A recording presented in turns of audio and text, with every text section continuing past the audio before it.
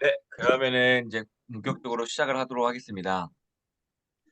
먼저 제가 기도할 때도 말씀드리긴 했지만 우리가 이것을 공부하는 이유가 있습니다. 이것을 공부한 이유가 있는데 이것을 공부한 이유의 가장 핵심이 무엇이냐면은 우리가 이 지식을 통하여서 예수님을 닮아가는 게 핵심이에요. 이것을 놓치면 안 됩니다. 아, 우리가 왜 이것을 공부하느냐? 왜 우리가 이 시간에 모여서 앉아야 했느냐? 왜 우리가 예수님에 대해서 배워가느냐? 가장 중요한 핵심은요. 이것을 통해서 예수님을 닮아가는 것, 곧 사랑하는 힘을 기르는 거예요. 때문에 우리는 이것의 모든 목적을 어디다 맞춰야 되냐? 사랑, 사랑하는 것.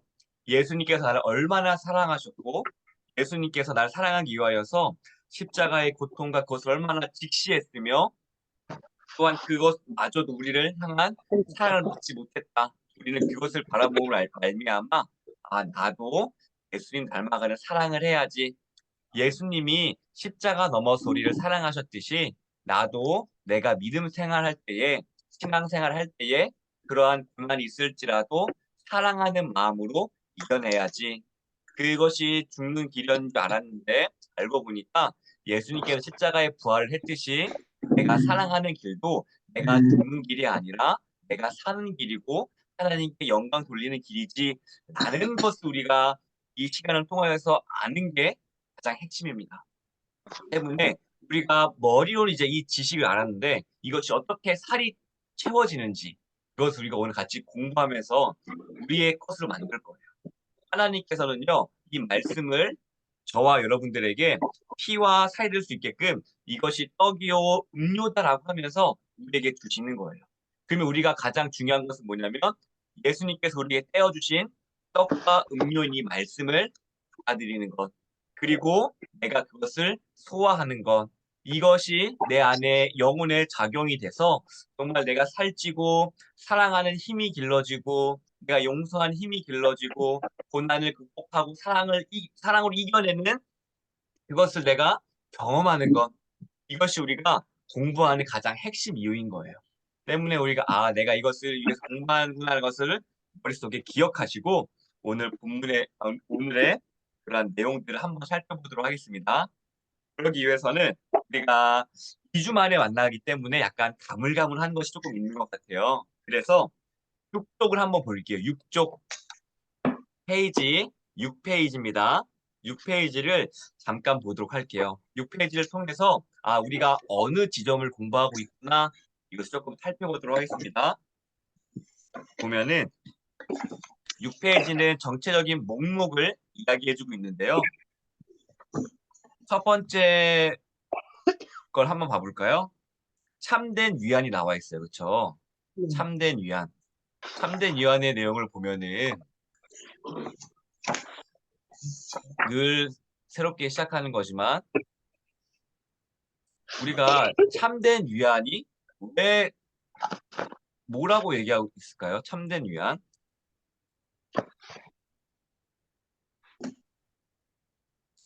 사람들은 어떤 것이 참된 위안이냐라고 이야기했을 때에 세상 사람들은요, 이렇게 얘기를 해요.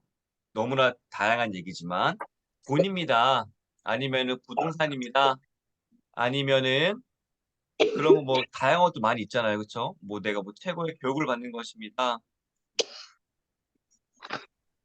교육, 재산, 연금 막 이런 것들 얘기한단 말이에요. 세상 사람들은요. 그렇죠? 근데 성경은 뭐라고 얘기하냐면요. 우리가 사나 죽으나 그리스도의 것이다. 이것이 참된 위안이라고 얘기해요. 왜 이렇게 차이가 날까요? 라고 하면은 여기서 중요한 차이가 있는데 그것이 무엇이냐면은 세상 사람들은요.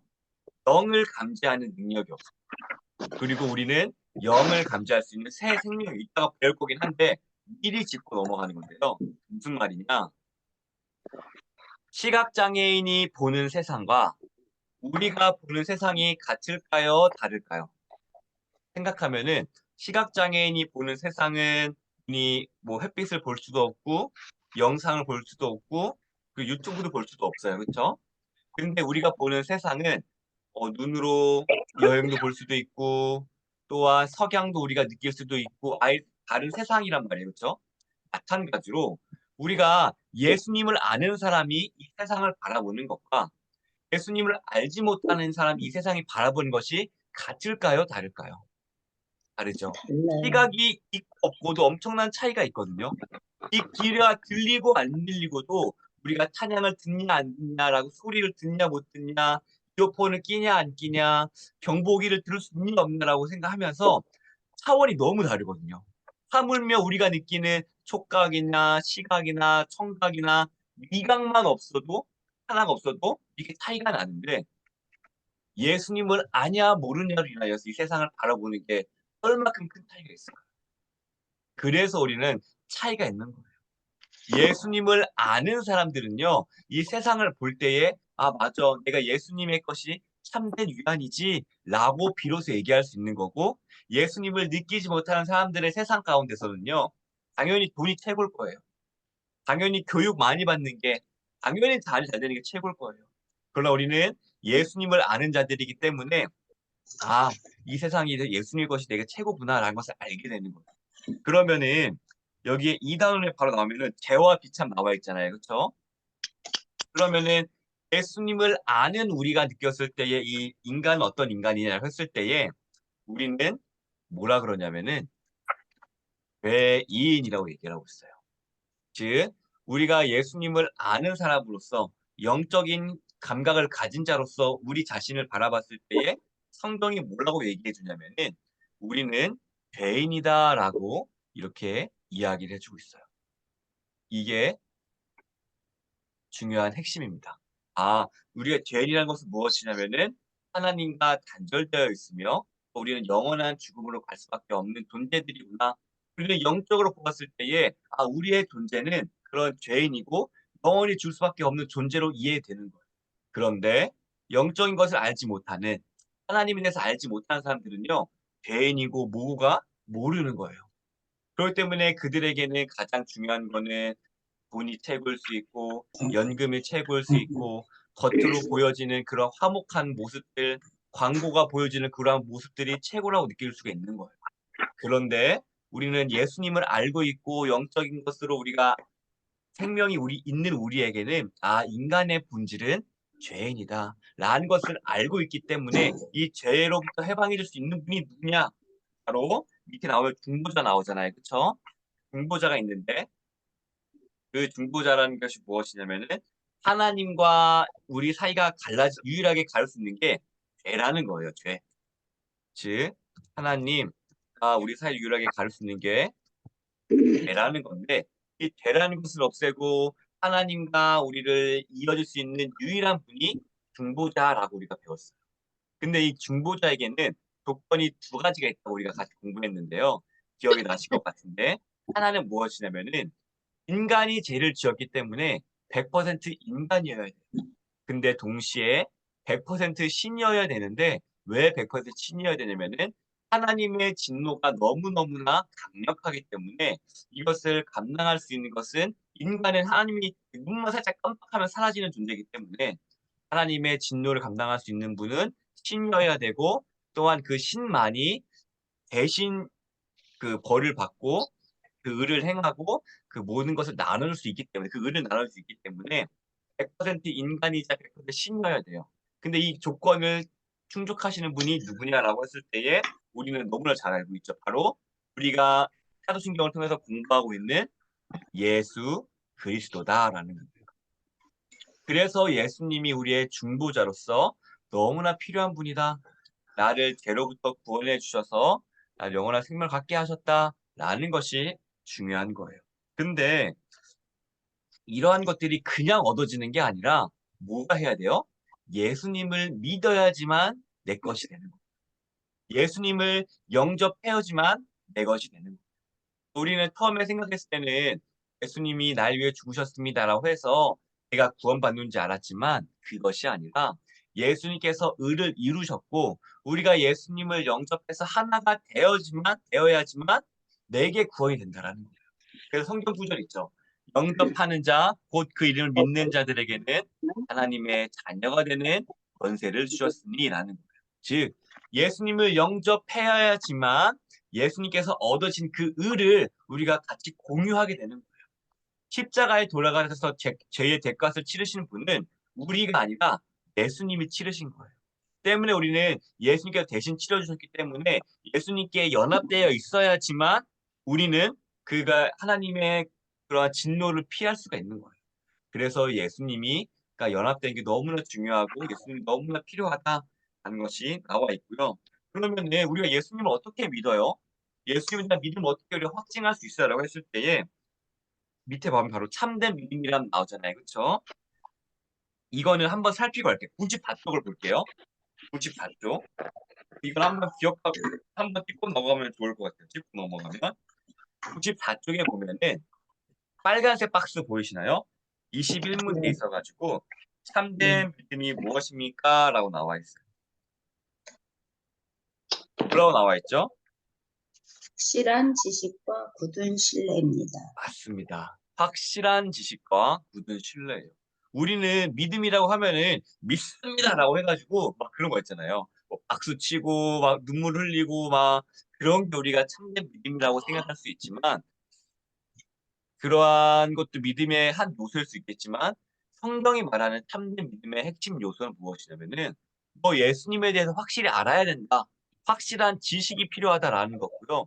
그리고 그 지식에서 비롯된 신뢰, 믿음이 있어야 된다라고 성경은 분명하게 말씀하고 있어요. 이게 바로 믿음의 차이입니다. 아, 믿음이라고 해가지고 이게 어딘가에서 딱 주어져가지고 그리고 어떻게 뭐 특별한 것 내 안에 심겨져서 그것도 맞는 말이긴 하겠지만 성경이 말하는 건강한 믿음, 건강한 믿음의 핵심은 무엇이냐면은 확실한 지식. 근데 확실한 지식이 어디로부터 근거가 있을까요? 성경부터 나와요. 성경. 그렇죠. 성경으로부터. 즉 네. 우리가 다른 데 가서 내가 뭐 계룡산에 계신 어떤 기도 많이 하시는 전도사님을 통하여서 내가 그 믿음을 생기는 게 아니라 우리의 믿음의 근원은 어디에 있어야 되냐면은 성경에서 나온 그것에 대한 확실한 지식을 가지고 성경의 근거에서 믿는 것이 바로 우리에게 확실한 믿음이다. 이것이 우리에게 성경이 말씀해주고 있는 거예요. 아, 성경에 근거해야 되는구나. 하나님의 말씀, 입에서 나온 그 말씀에 근거해야 되는구나. 라는 것을 성경 반드시 이렇게 강력하게 말씀해주고 있어요. 때문에 우리의 믿음이 성경에 근거하지 않고 어떤 사람에 의지한다거나 어떠한 경험에 의지한다거나 라고 하면 그것은 위험할 수 있다. 그것은 성경이 말하는 그러한 참된 믿음이 아니다라는 것을 우리는 분별할 수가 있어야 돼요.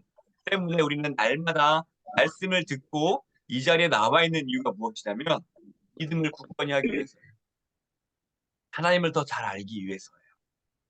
또한 우리가 이것을 했을 때에 가장 떠올리기 쉬운 이미지가 있는데요. 그게 무엇이냐면은 나무가 있어요. 그렇죠? 나무가 있고 이 가지가 붙어 있습니다. 그렇죠? 그런데 이 가지랑 나무가 더 잘 붙어 있으면 붙어 있을수록 이 가지는 두꺼워질까요? 아니면 더 얇아질까요? 당연히 두꺼워져요. 당연히 두꺼워지겠죠. 그렇죠? 맞죠? 네. 왜냐면은 영양분을 많이 공급받았기 때문에 두꺼워지는 거예요. 마찬가지로 우리의 믿음도요. 아, 우리가 하나님에 대해서 더 확실히 알고 신뢰가 있었으면 있을수록 이 부분이 더 두꺼워져서 우리의 신앙이 여기서 자라는 거예요. 그러면은 우리의 신앙이 자란다는 것은 우리가 예전에는 약한 가지였지만 우리가 하나님에 대해서 더 깊게 알아가고 믿음도 생기고 신뢰도 생김으로써 두꺼워지는 거예요. 그러면은 여기에는 옛날에 작은 바람만 불어도 내 안에 작은 막 어려움만 들어도 내가 시험에 들고 했었지만 우리가 여기에 하나님에 더 잘 붙어 있고 믿음이 굳건해져서 이게 두꺼워짐을 말미암아 어떠한 바람이 불어도 괜찮은 거예요. 그리고 이게 더 많은 잎사귀도 맺고 열매도 맺게 되는 거예요. 이게 바로 우리의 신앙에 잘하는 거예요. 그리고 우리가 더 신앙에 쌓이게 되면은 나무에 가지가 있잖아요. 막 새들도 살잖아요. 그쵸? 하나님께서요. 이렇게 사람들도 보내셔 가지고 아끼시는 거예요. 뭐 새도 보내시고 어떠한 사람들도 맡기시고 왜냐면은 내 가지가 튼튼하면은 새가 거기에 올라 있어도 괜찮기 때문에 여기에 집을 지어도 가지가 괜찮기 때문에 그게 바로 우리의 신앙이 건강해지고 성숙해지고 있다는 뜻이거든요. 때문에 '아 내 안에 이렇게 많은 사람들을 붙여 주셨다. 내가 귀한 열매를 맺는다.'라고 한다는 것은 무엇이냐면은 하나님께서 날 힘들게 하시거나 그러는 것이 아니라 자연에 있어서도 가 두꺼워지면은 거기에 많은 새들이 하고 생명이 깃들잖아요. 그쵸? 열매도 맺게 되잖아요. 그런 것처럼 하나님께서 우리에게 살아있는 생명이 있는 존재로서 다른 사람들을 붙여 주시고 생명을 붙여 주시고 열매를 맺게 하시고 한다는 놀라운 역사의 그러한 현상들 우리가 마주하고 있는 거예요. 그렇기 때문에 우리는 참된 믿음으로 이 하나님과 연결된 부분을 더욱더 잘 연결할 수 있게끔 해야 돼요. 그리고 중요한 건 무엇이냐면은 우리는요 생명이잖아요. 그쵸? 생명이기 때문에 에너지를 한 번 공급받았다고 해 가지고 이렇게 끝까지 유지가 되는 걸까요? 그렇지가 않죠. 계속 에너지를 공급받아야 돼요. 우리가 공급받지 못하면은 이 잎사귀도 이렇게 쪼그라들기도 하고 잎사귀가 떨어지기도 하고 나무가 약해지기도 해요. 마찬가지로 우리의 신앙도요. 우리의 신앙은 바울 사도가 굉장히 잘 얘기해 줬는데 내가 지나왔던 길만 보는 게 아니라 내가 앞으로 나아갈 길을 본다고 바울 사도가 얘기했거든요. 이게 핵심인데 무엇이냐면은 "내가 지금껏 해왔지."라고 했으니까 '내 믿음은 안전해.'라고 한다는 것은 안 된다는 거예요. 우리는 생명체이기 때문에 늘 에너지를 공급받아야 돼요. 늘 믿음을 공급받아야 되고 늘 말씀을 공급받아야 돼요. 한순간이라도 떨어지게 된다면은 우리가 음식을 못 먹으면은 몸이 약해지는 것처럼 우리의 믿음과 신앙과 우리의 영적 상태도 늘 말씀 나아가지 않으면요 약해져요. 약해지면 뭐가 들어오죠? 병균이 틈타고 마귀 사탄이 틈타고 약하게 해 가지고 무너뜨리려고 하는 그러한 수순들이 자연스럽게 일어나요. 마찬가지로 이 여기에 가지가 하나 붙어 있는데 너무 약해요. 그러면은 자연적으로 이게 약해지게 되고 어떤 새가 잠깐 앉았다가 부러지기도 하고 하기도 하고 영양 공급 못 받으니까요. 자연스럽게 되는 거잖아요. 마찬가지로 우리의 신앙도요. '아 하나님께 붙어 있어야지만 더 강건해지는구나. 내가 과거에 이만큼 했으니까 나는 괜찮을 거야.'라고 생각하는 것이 아니라 우리는 생명체이기 때문에 '아 나는 늘 하나님께 공급받아야 되는구나. 나는 늘 주님 앞에 나아가야 되는' 이것을 기억하셔야 돼요. '아 내 신앙은 앞으로 나아갈 것을 바라봐야 되는구나. 그리고 내가 신앙이 든든해질수록 하나님께서는 내게 더 두껍게 또 견딜 수 있는 힘을 주시고 여기에서 견딜 수 있는 것과 이 두꺼운 가지랑 다르겠죠. 그쵸? 어떠한 풍란이 와 가도 견딜 수 있고 또한 이렇게 크게 자라다 보면은 또 뭐가 되냐면은 하나님께서 우리를 각각 개인으로 부르시는 것 같잖아요. 하지만 그 개인들이 모이면 뭐가 되죠? 나무 하나하나가 모이면 숲이 되는 거예요. 마찬가지로 우리가 여기 계시는 권사님, 집사님들 가운데서도 이미 하나님께서 다 개인 나무로 세워 주시고 또한 거기서 이미 수많은 관계를 엮이게 하나님께서 하신 거예요. 즉 내가 넘어지면은 또 내 주변도 힘들어진다. 넘어질 수 있다. 그만큼 하나님께서는 각 한 사람 한 사람을 세우셔 가지고 조화롭게 숲을 이루시고 하셨다라는 거예요. 때문에 우리가 이 시간에도 공부한다는 것은 무엇이냐면은 내가 하나님께 바로 선물로 말미암아 누군가가 내게 기댈 수 있게끔 내가 더 단련하는 것이고 또한 내가 누군가를 지킬 수 있게끔 팀목이 되어 줄 수 있게끔 더 나아가는 것이고 믿음을 굳건케 하는 거예요. 때문에 우리가 늘 말씀에 나아가는 거, 늘 말씀에 가까이 하는 게 굉장히 중요합니다. 왜냐면은 우리의 어깨는요, 내 인생만 책임지는 것이 아니라 자녀나 아니면 하나님께 붙여주신 사람들이나 아니면 하나님께서 붙여주신 모든 관계들이 있단 말이에요. 그것도 같이 가는 거거든요.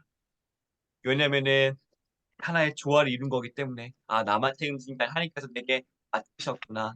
이 관계를 잠깐이나 맡기셨구나.' 스쳐가는 것 같지만 근데 이게 한 자리에 이 규밀한 자리에서 모여서 나온 것도 맡기셨구나.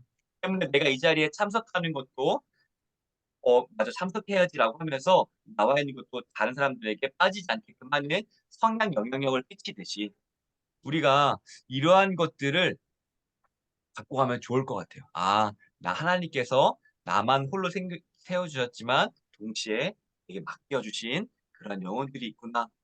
하나가 되게 하셨구나. 라는 것들을 숲을 생각하시면서 나무와 숲을 생각하시면 됩니다. 네, 그러면은 서론이 너무 길어서 바로 이제 184쪽으로 넘어가 볼게요. 184쪽. 184쪽.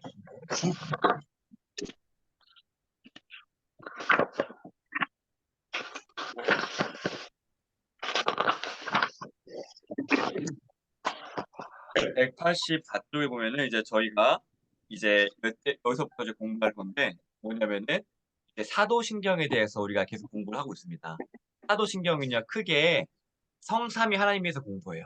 성부 하나님, 성자 하나님, 이제 성령 하나님 공부하는데 여기에 있는 핵심 지식들을 굉장히 요약요약해 놓은 게 바로 사도신경이다라고 말씀을 드렸어요. 때문에 우리가 늘 예배 때마다 이것을 외음으로 말미암아 하나님께 더 나아가야 된다. 이러한 것이 핵심 지식의 내용을 품고 있구나 라는 것을 우리가 기억하면 되는데요. 그래서 지난주에 했던 것들까지 넘어가고 그 다음에는 184쪽을 이어서 보도록 하겠습니다. 184쪽 질문은 제가 읽고 답은 같이 읽도록 해볼게요. 질문은 제가 읽겠습니다. 184쪽입니다. 제가 질문 읽을게요.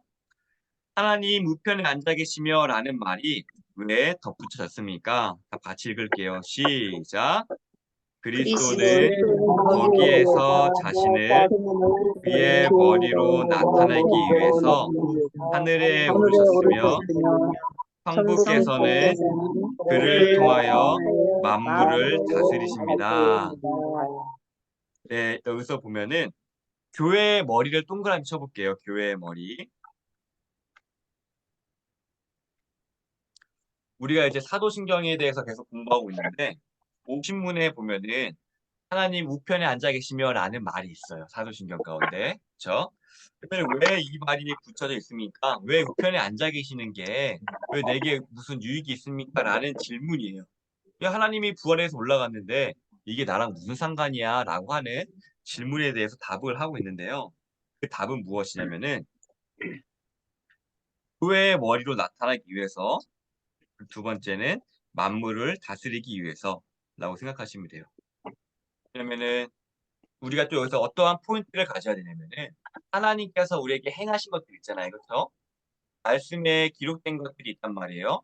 그러면 우리는 그것을 가지고 그랬지 하고 끝내는 게 아니라 뭘 해야 되냐면은 하나님의 말씀은요. 예수님께서 말씀하셨어요. 이것은 하나의 떡이 되고 이것은 너에게 음료가 될 거야. 이것을 먹는 자야지만 나와 관계가 있는 사람이야 라고 말씀하셨거든요.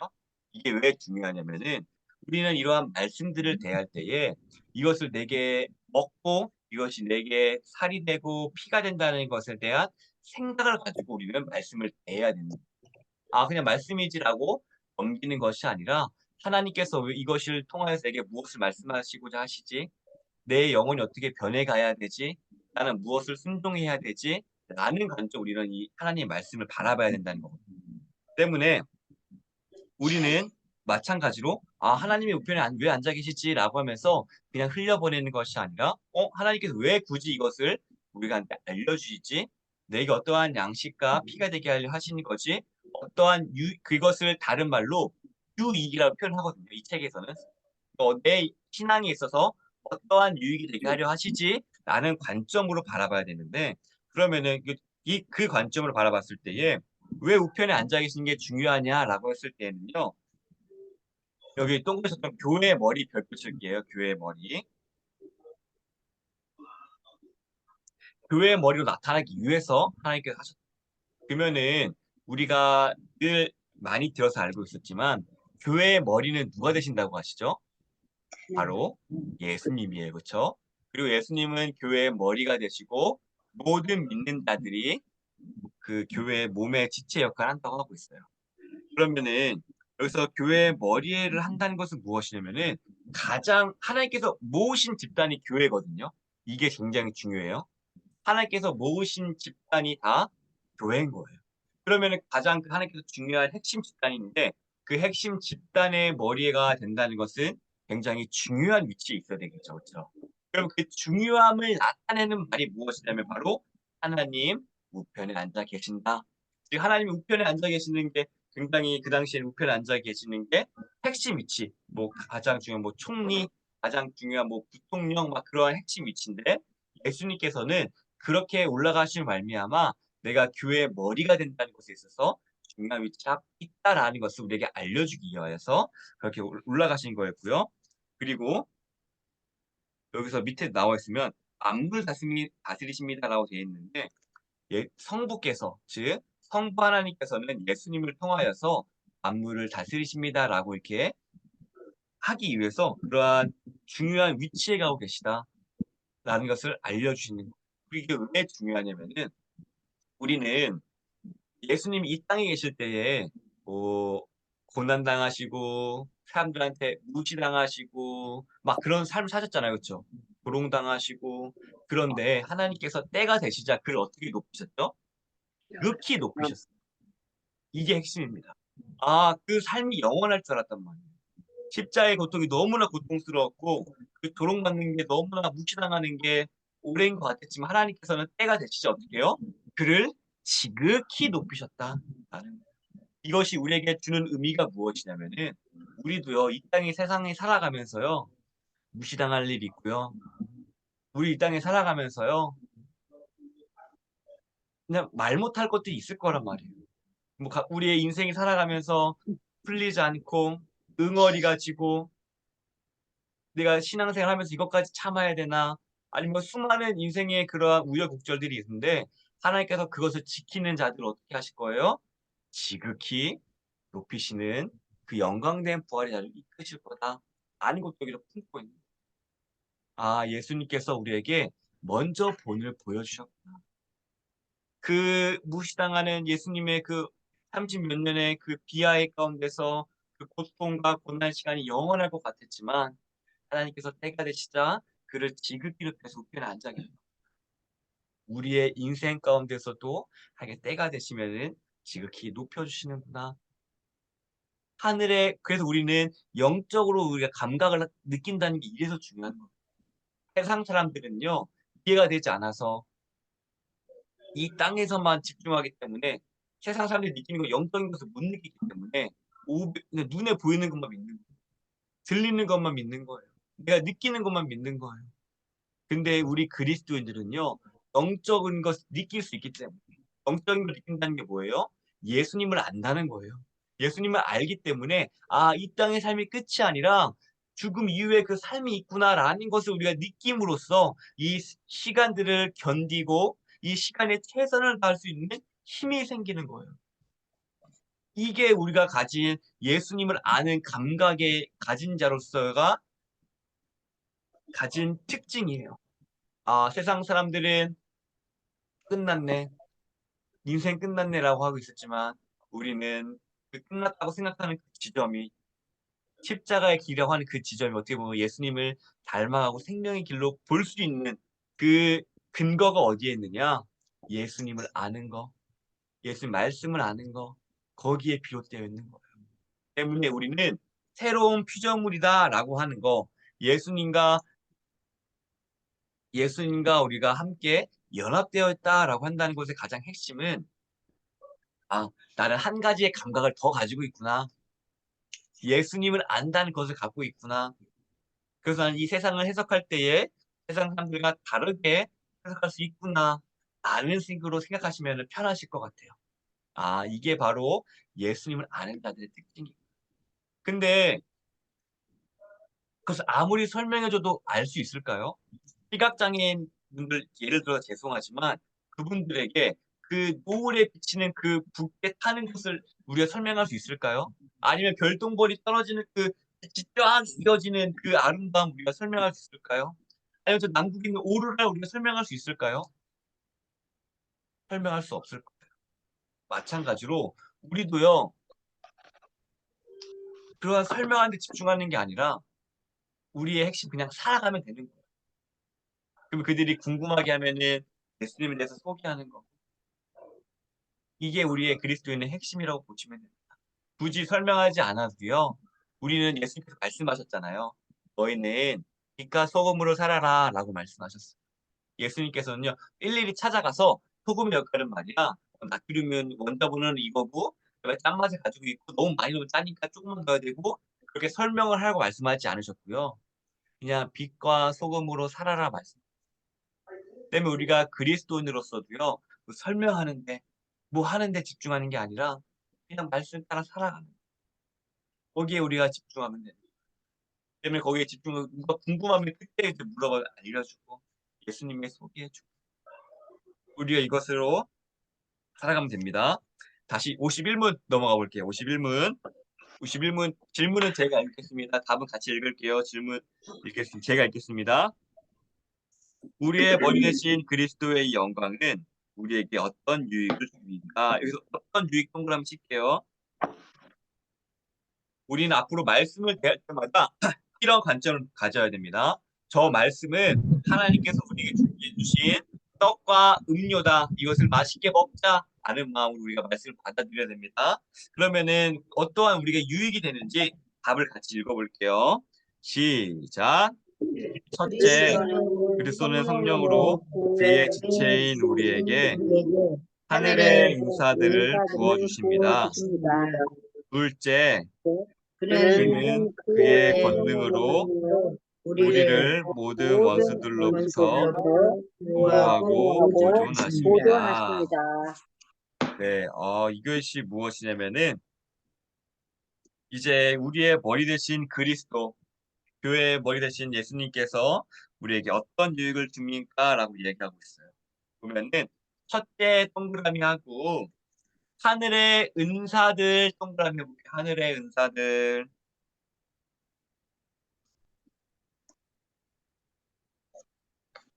그러면 하늘의 은사들 하면은 여러분 어떤 거 떠오르세요? 뭐 방언에 통역하는 거 떠오를 수도 있고 아니면 뭐 투시의 은사라고 해가지고 뭐 떠오를 수도 있고라고 하는데 성경이 말하는 하늘의 은사들은 무엇이냐면요. 그 큰 차원에서 생각하시면 좋을 것 같아요. 뭐냐면은 예수님은 교회의 머리가 되십니다. 그리고 우리는 몸의 지체가 되는 거예요. 그렇죠? 그러면 우리가 한 몸이라고 가정했을 때에 하늘의 은사들이 해주는 가장 중요한 핵심 포인트는 무엇이냐면은 주님의 몸된 교회가 강건하게 되어지는 것이 핵심 포인트가 하늘의 은사들이 있는 거예요. 이게 굉장히 중요합니다. 우리가 생각하면은 내가 막 은사를 받아가지고 막 성령의 불 역사, 뭐 기도의 역사라고 하면서 내가 뭔가 역사를 행하는 것으로 내가 생각할 수 있겠지만 성경이 말하는 은사의 핵심은 무엇이냐면은 이 교회를 교회되게 이 포인트로 보시면 좋을 것 같아요. 아, 하나님께서 주시는 하늘의 은사들은 내가 막 은사를 사가지고 남들 앞에서 높아지거나 이것을 통하여서 내가 유익을 얻거나 하는 데 집중되는 것이 아니라 하나님께서 내게 주신 하늘의 은사를 가지고 내가 어떻게 하는 데 집중되어야 되냐? 교회를 교회되게 주님의 몸된 교회를 섬기는데 하고 쓰는 게 바로 하늘의 은사가 주어지는데 그것을 가장 잘 드러내는 게 무엇이냐면은 바로 직분, 직분이에요. 우리는 직분을 하면은 집사, 장로, 권사, 안수집사, 목사 막 이렇게 직분들이 있잖아요. 그렇죠? 근데 하나님께서 이 직분을 주면서 가장 중요한 포인트는 무엇이냐면은 교회를 교회될 수 있게끔 하나님께서 은사들을 섬김의 마음을 하나님을 알고자 하는 마음을 부어주시고 이것을 통하여서 거룩한 부담감을 느끼게 하시고 또한 그것마저도 사용하셔서 교회 예배 자리에 섬김의 자리에 나간 자리에 하나님께서 만들어 가신다는 거예요. 그게 바로 교회의 머리 대신 그리스도의 영광을 우리가 나타내는 가장 중요한 포인트입니다. 그래서 직분이 그래서 중요한 거예요. 하나님께서는 이 직분을 세워서 하나님께서 해주고 하시는데 이 직분이라는 것에 있어서도 이제 우리가 항종직이라고 해가지고 권사, 집사, 장로 이렇게 하고 있겠지만 이제 성경에 나와 있을 때는 교사의 직분도 있고요.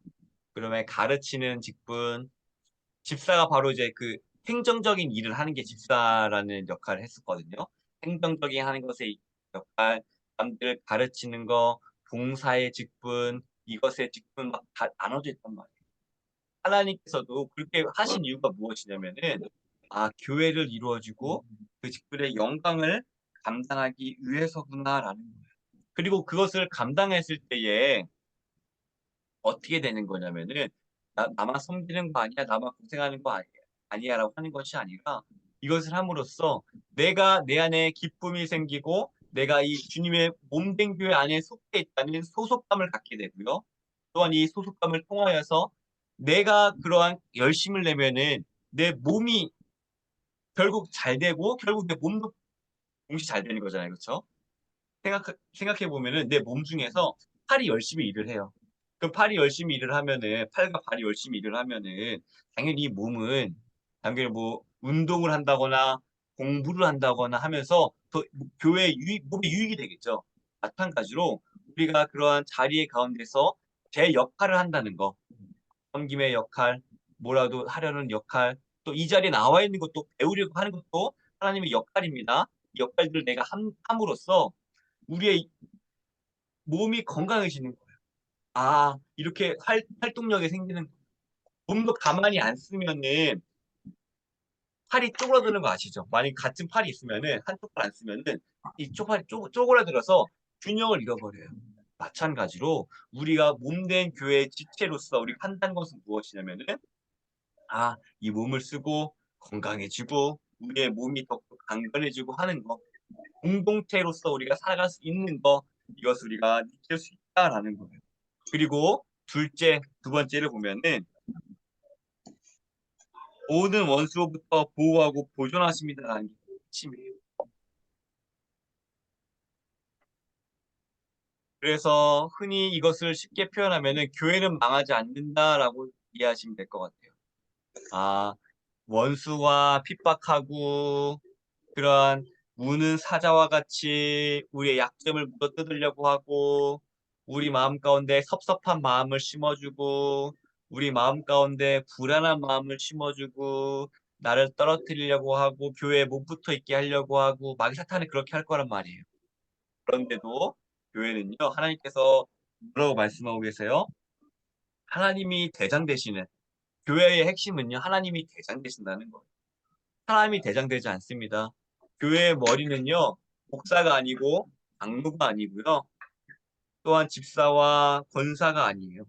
교회의 머리 되신 분은, 교회의 주인 되신 분은 바로 예수 그리스도입니다. 예수 그리스도가 주인 되시기 때문에 감히 어느 누가 교회에 속한 성도를 공격할 수 있을까요? 어느 누가 그렇게 이것을 생명을 취할 수 있을까요? 그래서 교회는 망하지 않습니다. 이게 우리 안에 믿음이 있어요. 왜요? 예수님이 살아계시니까요. 이게 굉장히 중요한 포인트입니다. 아, 교회가 망하지 않는 이유는요. 왜 교회가 망하지 않냐면 예수님이 머리가 되시기 때문이에요. 예수님이 머리 되셔서 여기 계신데 어떻게 교회가 망할 수 있겠습니까? 이게 가장 중요한 핵심입니다. 교회는 망하지 않습니다. 그리고 이 교회를 하나님께서 굳건히 지켜가기 위해서 우리에게 이 직분이라는 것을 통하여서 같이 영광을 나누시는 거예요. 하나님께서. 즉 예수님은요. 본인 혼자서 이 교회를 이끌고 갈 수 있는 힘이 있지만 하나님께서는 우리를 너무나 사랑하셔서 우리에게 그 영광에 참여하게 하기 위하여서 나눠주시는 거예요. 너 이거 한번 해볼래? 가르치는 거 해볼래? 섬김의 자리 해볼래? 공부하는 자리에 나아가 볼래? 이 교회에 뭔가 소통한 자리에 나아가 볼래? 이러한 것들에 그게 바로 하나님께서 하늘의 은사를 주시고 그 은사를 통하여서 결국 어디를 향해요? 사랑하는 마음을 향하게 하시는 포인트는 예수님을 알고 내 몸을 사랑하듯이 이웃을 사랑하고 내 지체들을 사랑하고 그 사랑의 마음. 그게 하늘의 은사예요. 하늘의 은사. 하늘의 은사의 포인트는 내가 이거 가지고 내가 막 자랑하고 하는 게 아니라 결국에는 사랑으로 쏟아지는 거예요. 사랑. 내가 이 교육의 자리, 이 공부하는 자리, 내가 섬기는 자리, 내가 어떠한 직분의 자리 있는 이유는 사랑하기 위해서.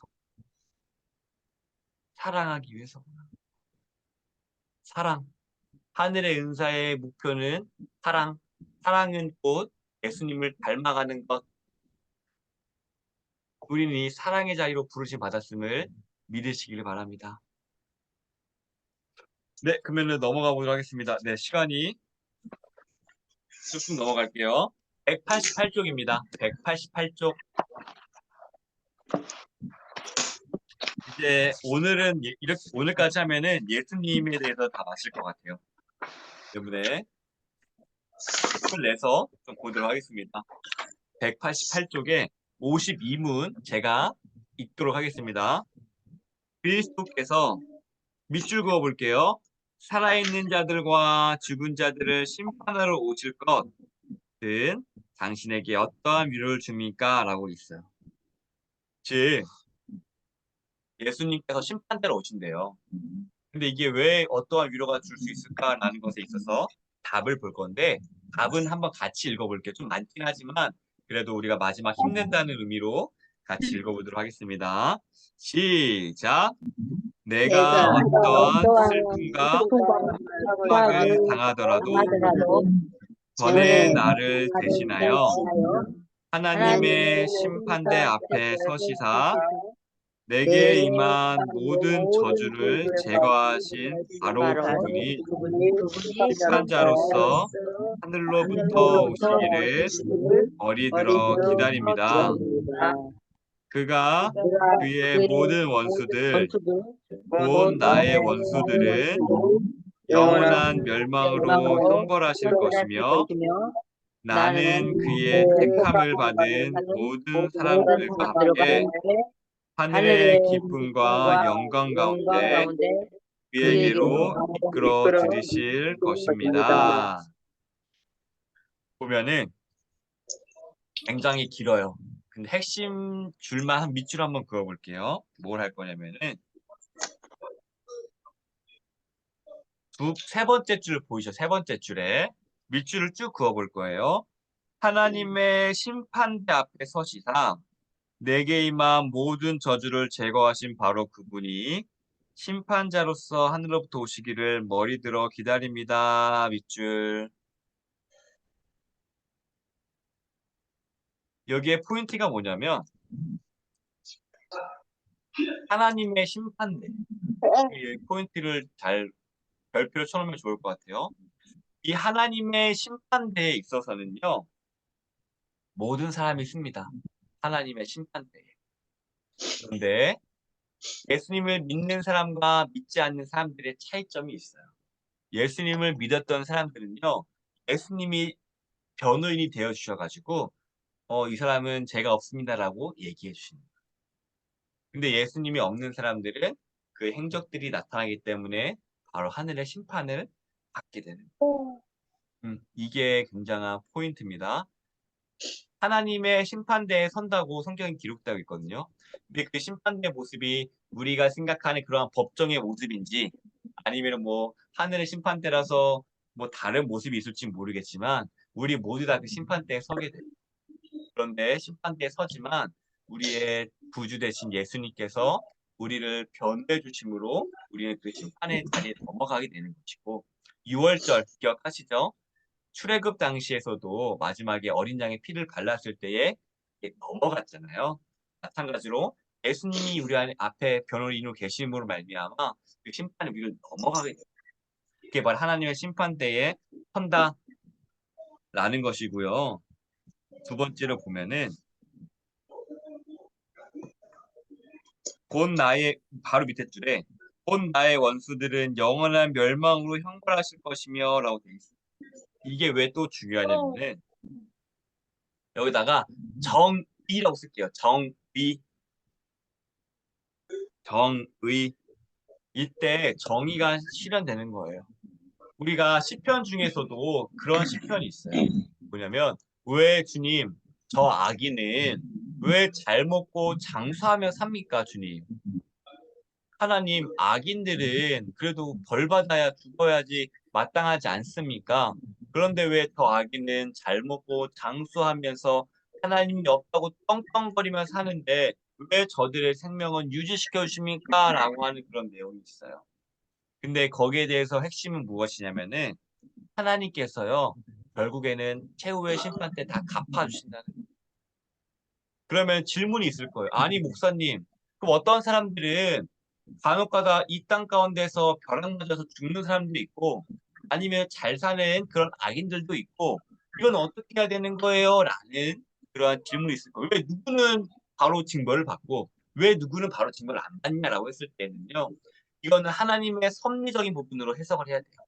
무슨 말이냐면은, 이 땅에서만 다 심판당한다면은, 앞으로 하늘의 심판을 두려워하지 않을 거예요. 근데 동시에 하늘의 심판만 내두고 이 땅에서만 다 심판만 돼버린다면 하늘의 반대로 그러면은 이 땅에서 심판이 안 된다면은 그러니까 제 말이 헷갈렸는데 무슨 말이냐면은 이 땅 가운데서도 심판이 이루어짐으로써 이 법을 지켜야 되는구나 하나님이 살아계시는구나라는 것을 깨닫게 해주고 그리고 영원한 심판이라는 것을 또 그 심판받지 않는 사람들에게는 이 영원한 심판이 있다라는 것을 하나님께서 떠올릴 수 있게끔 그렇게 조치를 반반씩 취하신다는 거예요. 즉, 이 땅에서도 하나님께서 역사하고 계시고 또한 죽음 이후에 영원한 심판 가운데 하나님께 일하시고 계시니까 너 이런 것들을 떠올려야 된다라는 형식으로 하나님께서는 이 땅에서 다 심판하지 아니하시고 또한 하나님께서는 이 영원한 심판 가운데서도 다 하지 아니하시고 영원한 심판을 다 하는 건데 남겨두시는 이유가 바로 거기에 있다라고 생각하시면 돼요. 기억하게 하기 위해서구나. 영원한 심판을 떠올리고 이 땅 가운데서 하나님께서 다스리고 계시구나 떠올리기 위해서구나 라고 생각하시면 됩니다. 그래서 하나님께서는 그 영원한 심판에 오실 때에 그 정의를 이루실 거예요. 나의 원수들을 영원한 멸망으로 이루실 거예요. 이게 포인트입니다. 하나님께서 정의를 행하시겠구나 라는 거고 그리고 쭉 밑줄 그어보면은 나는 그의 택함을 받은 모든 사람들과 함께 하늘의 기쁨과 영광 가운데 그에게 이끌어 들이실 것입니다. 이건 무엇이냐면은 악인들한테는 이 하나님께서 다시 오시는 게 심판받는 날이에요. 심판의 날이란 말이에요. 근데 우리에게는요 구원의 날이에요. 하나님의 심판을 바라보는 다른 관점인 거예요. 악인들은 자기 악행 마음대로 행했어요. 예수님 없는 것처럼 행했고 악한 사람들 등골 이렇게 하고 막 그랬는데 하나님께서 심판 때 오실 때 그들은 벌 받는 거고 우리는 하나님이 오실 때에 드디어 우리의 참된 왕이 오셨구나. 나를 이제 이러한 굴레에서 벗어나게 하시고 나를 그 기쁨의 자리로 이제 나를 참여하게 하시겠구나. 나는 구원의 날이 되는 거예요. 때문에 이 하나님의 심판대를 향한 두 가지 관점이 있구나. 하나님을 모르는 사람들의 관점에서는 심판의 날이라서 너무나 잔혹한 날이구나. 하지만 하나님 믿는 우리에게는 하나님께서 우리에게 있는 굴레들과 다 해방시켜 주시는 구원의 날이구나라는 것을 우리가 기억하면 좋을 것 같습니다. 그래서 하나님의 심판을 고대해야 되는구나. 나를 이로부터 해방시켜 주시고 참된 기쁨의 자리를 이끌어 주시는 것이 바로 하나님의 심판의 자리구나라고 하면서 우리는 예수님의 다시 오심을 고대해야 될 거예요. 그런데 요즘 들어보면 그런 말이 있더라고요. 예수님께서 좀 늦게 오셨으면 좋겠다. 그리고 세상이 너무 괜찮으니까. 옛날에 과거 같은 경우에는요. 너무나 세상에 살기 힘들었기 때문에 빨리 예수님이 오시면 좋겠다. 그런 소망이 많았어요. 근데 이제 요즘에는 뭐 날이 시대가 발전해서 예수님이 조금만 더 늦게 오세요라고 하긴 하겠지만 우리가 기억해야 될 것은 무엇이냐면요. 하나님께서 심판 때 오셔서 구원의 날은요. 우리가 지금 느끼는 그것과 비교도 할 수 없을 만큼 온전한 행복과 온전한 기쁨이 우리 가운데 넘치게 된다는 거예요. 내가 지금도 이 세상 가운데 만족하고 이 세상 가운데서 천국을 이뤄가야지라고 하겠지만 주님께서 오시는 그날 우리가 누리게 되는 그 기쁨은 지금의 기쁨과 비할 바 못할 만큼의 놀라운 기쁨이다. 라는 것이 우리 안에 믿음이 있어야 할 줄로 믿으시기를 바랍니다. 네, 그래서 190쪽 볼까요? 190쪽.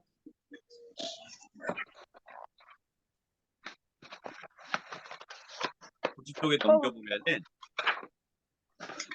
밑에 그림이 보일 거예요. 그렇죠? 당나귀랑 사자가 있어요. 그렇죠?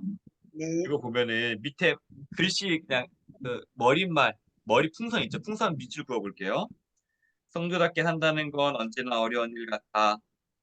요리문답 작성 당시엔 신앙을 지키기 위해 모든 것을 버리고 쫓겨다녀야 했을 텐데 이러한 문답이 주는 위로가 컸을 것 같아. 그리고 옆에 세 번째 단락 첫 번째 줄 보면은 우리의 삶은 억울함이 일상입니다라고 되어 있어요. 즉 이것이 작성됐을 때에 그러한 시기는요. 믿음을 지킨다는 거는 쫓겨다니고 나라를 옮겨 다녀야 되고 이사를 해야 되는 그러한 힘든 상황이었어요. 그러니까 주님이 오신다는 게 참된 위로가 되었겠구나 하는 거였죠. 즉 내가 신앙을 지킨다는 게 엄청난 희생이 필요했던 시대에 이게 작성됐다는 거예요. 그렇기 때문에 빨리 주님이 오시면 좋겠다. 주님이 오시면 얼마나 감사할까라는 것들이 큰 위로가 됐다라는 거. 마찬가지로 우리가 이것을 생각하면서 뭘 생각하면 좋냐면은 우리가 하는 희생들이 있을 거예요, 앞으로. 우리가 이제 이 공부를 통하여서 알았으니까 믿음을 지키기 위해서는 이러한 희생들도 해야 되는구나. 우리가 하나님의 말씀대로 살기 위해서는 때로한 이러한 대가 지불을 하면서도 이 세상 가운데 살아가야 되는구나 아는 것을 했을 때에 우리가 이 대가 지불을 한다는 게 굉장히 어렵게 느껴질 수가 있어요. 예를 들어서 가장 쉬운 예로는 이 시간을 내는 것도 사실 어떻게 보면 대가를 지불하는 거고요. 또한 저희 청년들에게는 교육하기 위해서 나오는 것도 대가를 지불하는 거고요. 왜냐면은 포기해야 될 것들이 청년들 같은 경우는 주말에 껴서 여행 가는 거를 포기해야 되고 아니면 이 자리에 오시는 거는 설거지하거나 집안일하거나 편히 쉴 수 있는 것들을 포기해야 되고 나는 그냥 이러한 생활적인 것부터 큰 것 부분들까지 그러한 분들이 많이 있겠지만 우리가 중요한 것은 무엇이냐면은 하나님께서 우리가 세상에서 누릴 수 있는 것을 포기하고 하나님의 말씀을 들으러 나오고 내가 세상에서 누릴 수 있는 세상 사람들이 말하는 그런 편함을 누린 것을 포기하고 말씀의 자리에 또한 교회를 섬기는 자리에 예배의 자리에 나오는 것들을 통하여서 하나님께서 이것을 결코 헛되게 하지 아니하시고 하나님께서는 갚아주신다는 거예요. 또한 이것이 하늘의 소망으로 하나님께서 바꿔주시고 예수님을 더 사랑하는 마음으로 바꿔주시고 또 우리 예수님을 닮아갈 수 있게끔 바꿔주시고 또한 우리가 예수님을 알고 있는 감각 있잖아요. 그 감각을 통하여서 이 세상을 해석하는 그러한 눈으로 갚아주시고 이러한 은혜들로 하나님께서 갚아주신다는 거예요. 하나님께서 여러분 교회 나오면은 집안이 잘 되고 부자가 되고 그러한 개념도 하나님께서 복을 주실 수 있겠지만 하나님께서 우리에게 주시는 그러한 복들은 성경이 여기서 주목하고자 하는 복은 하늘을 소망하게 하는 그 초점 또한 내가 이것을 말씀의 자리에 나오면서 예수님을 더 바라는 거기에 모습 또 예수님을 바라게 되면 결국 내 안에 사랑이 있고 또한 희생을 감내하면서도 사랑할 수 있는 내 안에 뜨거운 사랑을 부어주시는 것들 내 안에 뜨거운 사랑이 생기는 것들 이런 것들 하나님께서 갚아주신다는 것 우리는 이러한 것들의 관점을 바라봤는 거예요. 세상 사람들은 돈 안 되는데 왜 해? 이거 안 되는데 왜라고 하겠지만 우리는 예수님을 아는 관점으로 바라봤을 때 내가 이것들을 통하여서 예수님의 나라를 소망하게 되는구나. 근데 이것들을 통하여서 예수님을 더 사랑하고 이러한 희생들을 대가를 지불할지라도 내가 사랑하는 마음을 이것을 하게 되는구나. 내 안에 사랑이 커져가는구나. 내가 날마다 예수님을 닮아가는구나. 어떤 희생이라도 사랑의 힘으로 내가 나아갈 수 있게 되는구나. 나는 예수님을 닮아가는 모습들을 우리가 하나님께서는요 이렇게 우리를 그 재판이 날 때, 심판이 날 때 갚아주신다라는 것을 우리는 기억했으면 좋겠습니다.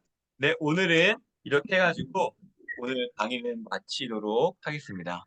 네.